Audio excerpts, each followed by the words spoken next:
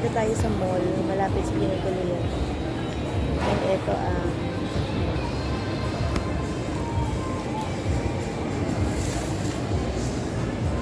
yan. Bumili tayo dyan. Dito. Yan, dyan tayo bumili. Mga pampasalubong.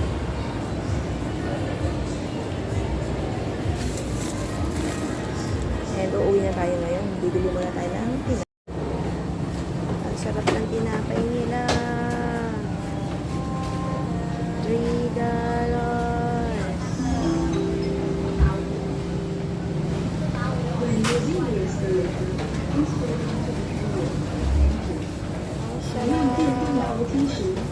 Hanggang tingin lang tayo. Ang mahal eh. Yan. Mga ibang tinapay.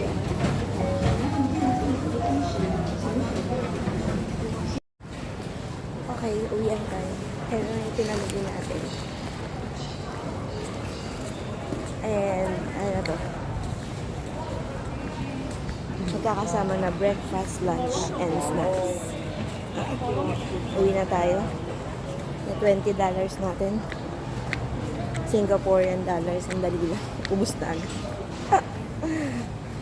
Ang mahal dito sa Singapore. Okay, ito ang daan. Malapit lang siya. Malapit lang yung yan yung mall. Malapit lang siya dun sa stayan ko. Yan, yung mga stall. And parang ang mura ng mga prutas nila dito.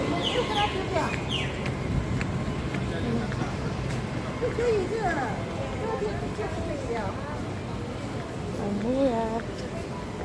1 for $1. Yan o, gusto ko siyang tikman. And $5 siya. And tatawid lang tayo dyan. Pedestrian lane. Tapos banda na rito yung building. Dyan tayo. Dyan tayo mag-stay.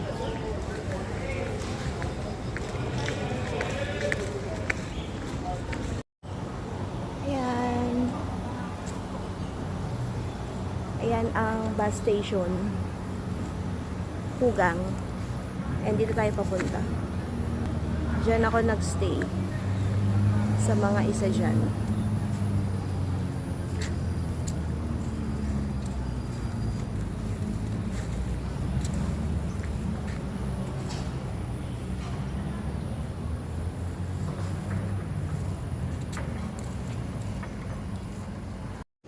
Nandito na tayo sa elevator block 852.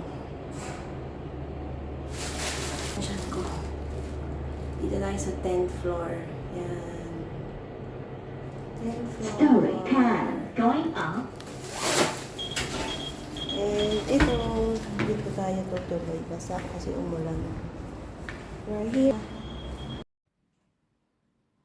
And I'm back na dito sa tinutuluyan ko. Kapag wala kang pera dito, kawawa ka. Ang mahal ng mga bilihin. Ang mahal mag-travel. Wipe out ng ipon mo. Kain tayo guys. Nandito na tayo sa ating tinutuluyan. Ang kakainin natin ay I'm craving for Shin Ramyun. So, ito yung kakainin natin. Yan. Pumunta ako sa may Value Dollar. Naghahanap ako ng ganito. Wala akong nakita. Ang nakita ko lang ay may nakita akong pancit canton. Bumili ako. Yan. 60 cents. Tapos bumili rin ako ng snacks para mamaya. Kasi parang gusto ko mag-food trip. And then, sabi ng ate ko, sa ibaba daw ng mall, may grocery doon. So, pumunta ako. Tapos, nakita ko nga siya. $1 lang siya. 1 Singapore dollar. And then, marami ding tindahan doon ng mga tinapay. So, yung kanina, yung vinidyohan ko. Ito yung binili ko. Yan. Croissant. And then, ito. Parang natakam ako sa bread na to. So, lahat ng bread dito sa Singapore, type na type ko. Ang sarap. Ang lambot-lambot. So, ito ay $1, 1.30 Singapore dollars. And, papartneran natin siya ng kimchi and then radish. Kain po tayo. Kain tayo. Breakfast and lunch.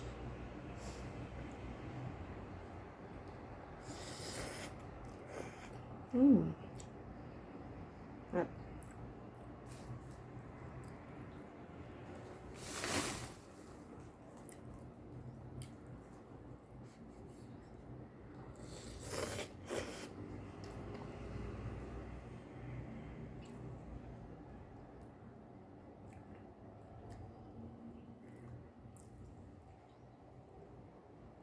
So, mahilig ako manood ng mga travel, ganyan, sa YouTube.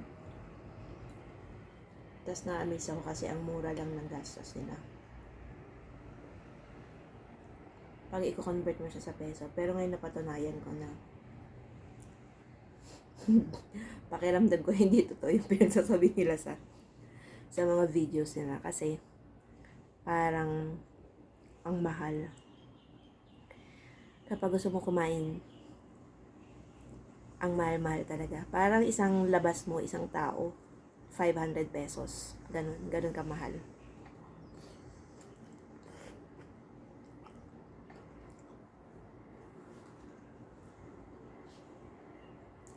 Maswerte lang ako dito kasi nililibre ako ng ate ko. Pero kung halimbawa, ako gagastos sa sarili ko, masakit sa bulsa.